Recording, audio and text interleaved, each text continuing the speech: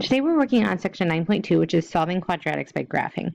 There are three different places that the parabola can cross the x-axis, and the first is twice. It will cross it twice if it goes through the x-axis at two different points. You can see here that those points would be here or here. Oops. And then we could cross it once here or here. If we're moving down to the next one, we can cross it one time, which would look just like this, where it just lands on the axis, that x-axis, and it only has one point where it crosses it. And then the third time it may do it is not at all. And so that one would look something like this, where it doesn't cross that x-axis at all. These are called the solutions, and sometimes people will call them the roots or they'll call them zeros. And so when we're solving quadratics, what we're solving for is where does it cross that x-axis. So we're still graphing. We're going to do the same thing. We're going to do the opposite of b over 2a. So remember, a in this case equals 1, b equals 1, and c equals a negative 6. So I'm going to do the same thing in my opposite of b over 2a, so that would be negative 1 over 2 times 1, so it would be a negative 1/2. That's my vertex, and that's where I want to start. Okay, so since I now have a negative 1/2, I know that that's my axis of symmetry. It's not ideal that it's a fraction, but we can work with it. So that's going to be my symmetrical line in the middle. And that number, that negative 1/2, is what's going to go in the center of my table. So I have negative 1/2. So I have negative 1/2 squared, which would be a positive 1/4. And then that would be plus a negative 1/2, so minus 1/2. And minus 6. So 1/4 minus 2/4 would be a negative 1/4, which I now know that's a negative 1/4 minus 6, which gives me a negative 6 and 1/4. That's going to be my first point that I'm going to graph. So I go over to negative 1 and I go down 1, 2, 3, 4, 5, 6, and 1/4. It's going to be right around there. That's going to be my first point. Then I need to move on to my other equations.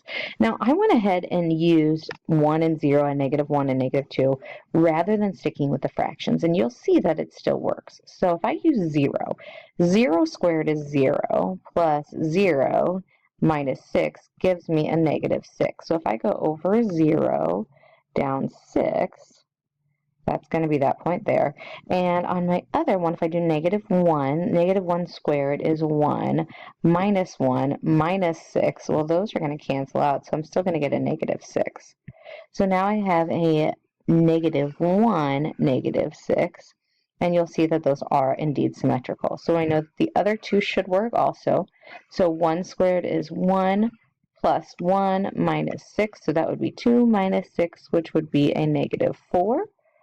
So if I go over 1 down 4, the other one should also be symmetrical, which would be negative 2, which would give me negative 4. Okay, and I can go ahead and graph my parabola.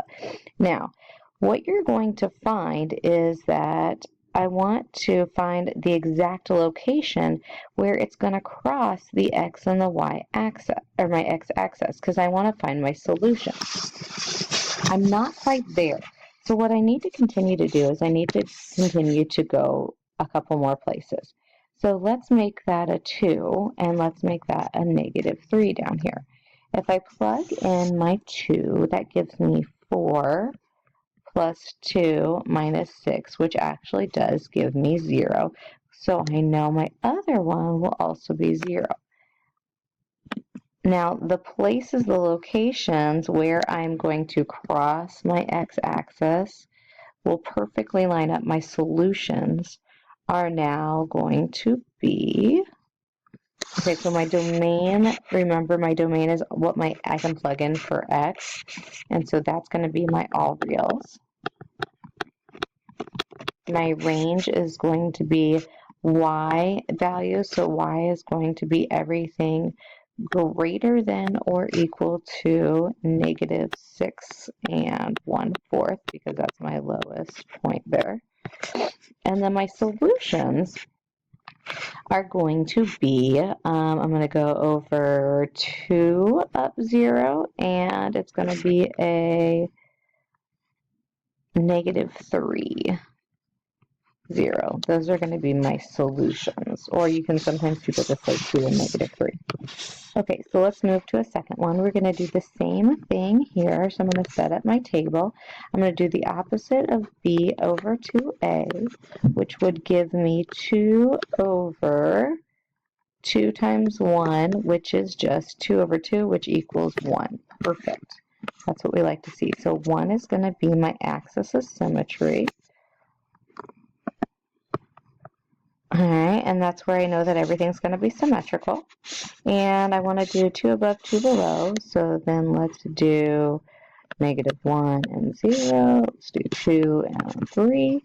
And we'll start with our 1 because it's going to be easiest. So 1 squared is 1, minus 2 times 1 is 2, plus 1. So 1 minus 2 is -1 plus 1 equals 0. Ooh, we like this one. We go over 1 up 0. We know that's going to be my solution right now, right away, because it's on my axis, or it's on my x-axis. So it would be 1, 0 is my solution. And then we just need to go through and graph the rest. So if I plug in 0, I'm going to have 0, 0, and 1. So that means that this will also be 1. So over 0 up 1, over 2 up 1. And then I'll do my next one. I'm going to use my positive just because I think that's easier.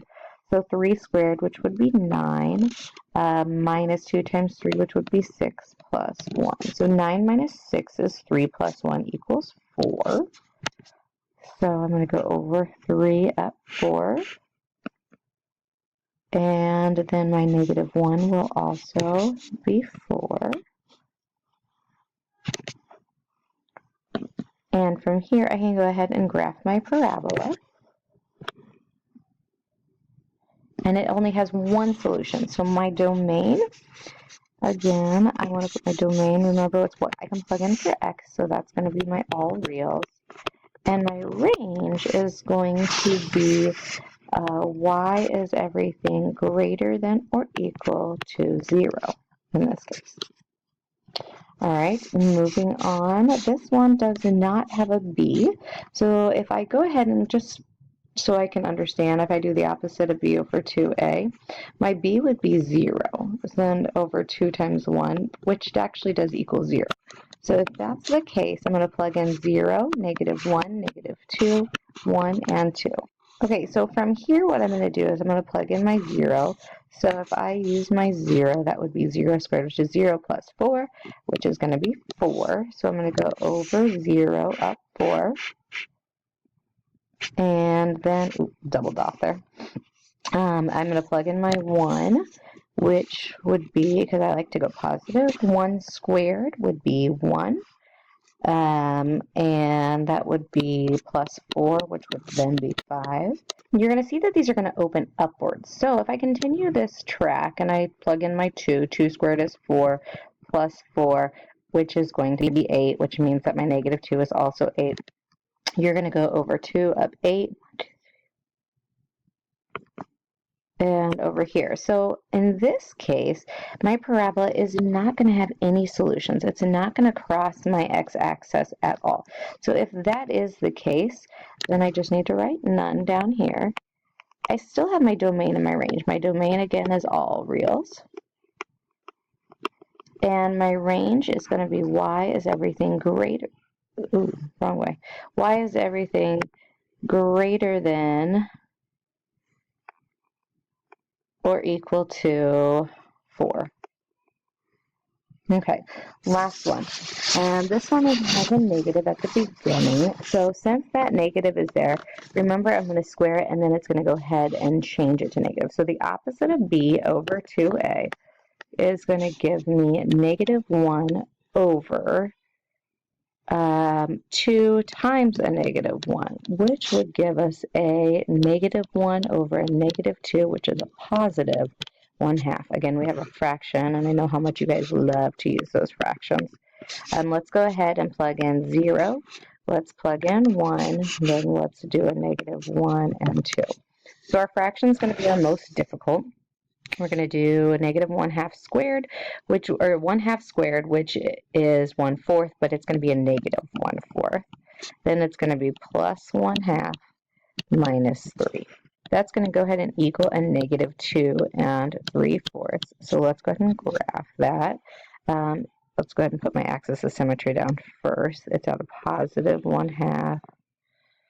And then I have my point at positive 1/2 down 2 3/4, which you just kind of have to estimate is around there. All right, then let's plug in my other numbers and see if we can't get this to even out perfectly.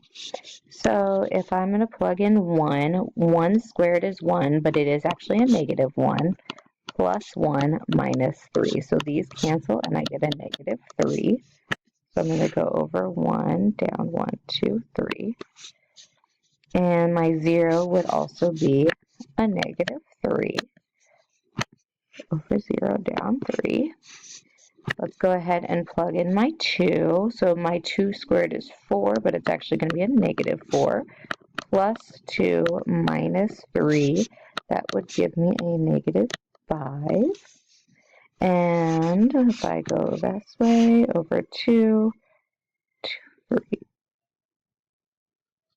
Put my negative 5 down there. If I would plug in my negative 1, that would be a positive 1, but it's actually a negative 1, minus 1, minus 3, which is also a negative 5 over here.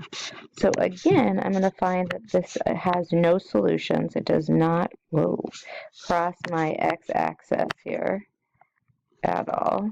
I did a little too big. There we go. My domain is going to be all reals. And my range is going to be y is everything, in this case, less than or equal to negative 2 3/4. And there are no solutions, so there's none. We'll talk more about this in class.